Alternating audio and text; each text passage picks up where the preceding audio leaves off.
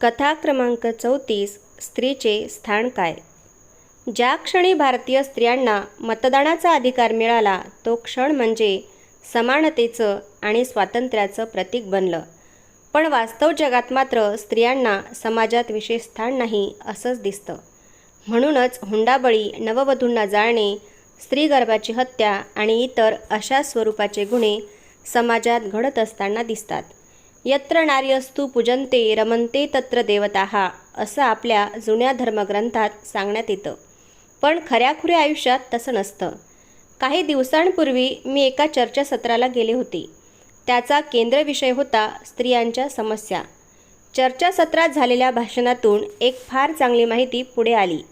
ज्या ज्या देशांमध्ये स्त्रियांना सर्वार्थानं पुरेपूर स्वातंत्र्य आहे अशा देशांची एक यादी वाचून दाखवण्यात आली. हे स्वातंत्र्य आर्थिक, सामाजिक आणि राजकीय अशा सर्व बाबतीत होतं. ज्या देशात स्त्रीमुक्तीची संकल्पना आघाडीवर आहे अशा देशाचं नाव या यादीत अर्थातच अग्रभागी होतं. तर ज्या देशात स्त्रियांच्या सबलीकरणाचे फारसे प्रयत्न झालेले नव्हते त्यांचं नाव बरंच खाली होतं. भारताचं नाव साधारण मध्यभागी कुठेतरी असेल अशी माझी समजूत होती.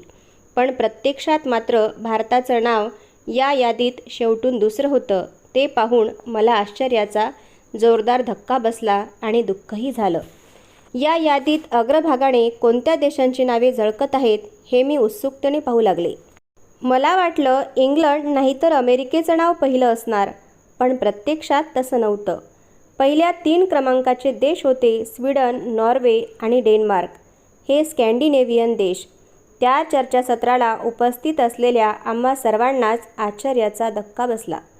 युरोपच्या एका कोपऱ्यात असणारे हे छोटेसे देश, पण त्यांच्या देशातील स्त्रियांना मात्र सर्वात आदराने वागवण्यात येते. स्वीडनच्या राजघराण्यातील नियमानुसार त्या घराण्यात जन्माला आलेल्या पहिल्या अपत्याकडे राज्याधिकार येतो. मग ते अपत्य मुलगा असो की मुलगी, हे आजही घडतं. लवकरच हीच पद्धत नॉर्वेतसुद्धा प्रचलित होणार आहे. या देशांमध्ये स्त्रियांना पुरुषांपेक्षा वेगळी वागणूक देता येत नाही, तो गुन्हा ठरतो. मी स्टॉकहोमला गेलेली असताना एका रात्री मला हॉटेलात परत येण्यास उशीर झाला. हॉटेल बरंच लांब होतं, त्यामुळे मी टॅक्सी केली. हॉटेलपर्यंतचे भाडे 40 क्रोना इतके होते. पण मला वाटलं एवढी रात्र झाली आहे तेव्हा हा टॅक्सी ड्रायव्हर आपल्याकडून नक्कीच दुप्पट भाडं वसूल करणार, म्हणून मी त्याला 100 क्रोना दिले व तो उरलेले पैसे परत देईल म्हणून थांबले. त्याने मला 80 क्रोना परत दिले. मी त्याला कारण विचारले. त्यावर तो म्हणाला, तुम्ही एक स्त्री आहात, रात्री प्रवास करत आहात, त्यामुळे आम्ही अर्धेच भाडे घेतो. मला ते ऐकून आश्चर्य वाटले, आनंदही झाला. इकडे आपल्या देशात एवढ्या रात्री प्रवास करण्याचं माझं धारिष्ट्यसुद्धा होणार नाही. आणि यदा कदाचित केलाच तर टॅक्सी ड्रायव्हर जेवढे भाडे होईल त्याच्या कितीतरी पट जास्त भाडे वसूल केल्यावाचून राहणार नाही. आपण व्यासपीठावरून भाषणे देतो, आपण देवीची आराधना करतो. आपल्या राज्यघटनेने स्त्रियांना पुरुषांच्या बरोबरीने अधिकार दिलेले आहेत असं आपण मोठ्या अभिमानाने सांगतो.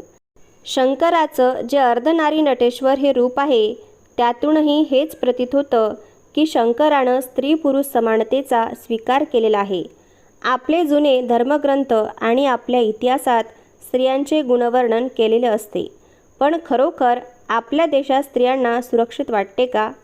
स्वातंत्र्याचा आनंद खऱ्या अर्थाने त्यांना उपभोगायला मिळतो का? समाजात त्यांना समानतेची वागणूक मिळते का? कदाचित काही थोड्या स्त्रियांना मिळत असेल. सर्वसाधारणपणे स्त्रियांची ओळख कशी करून देण्यात येते? कोणाची तरी मुलगी, पत्नी किंवा माता म्हणून.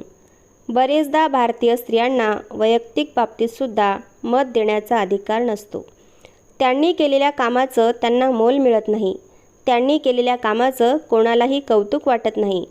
पुरुषप्रधान समाजात त्यांना राहावं लागतं. अनेकदा स्त्रिया स्त्रियांच्या शत्रू बनतात. पण या अशा वातावरणातसुद्धा स्त्रिया राहतात आणि आपापल्या क्षेत्रात यश मिळवतात. ही खरोखर लक्षणीय गोष्ट आहे व त्याही सुखासमाधानाने. याउलट त्या 3 स्कॅन्डिनेव्हियन देशात स्त्रियांना अत्यंत सन्मानाची वागणूक मिळते. आपण फक्त बोलतो पण ते मात्र कृती करतात. त्यामुळे यत्र नार्यस्तु पूजन्ते रमन्ते तत्र देवताः ही उक्ती त्या देशांमध्ये सार्थ ठरली आहे.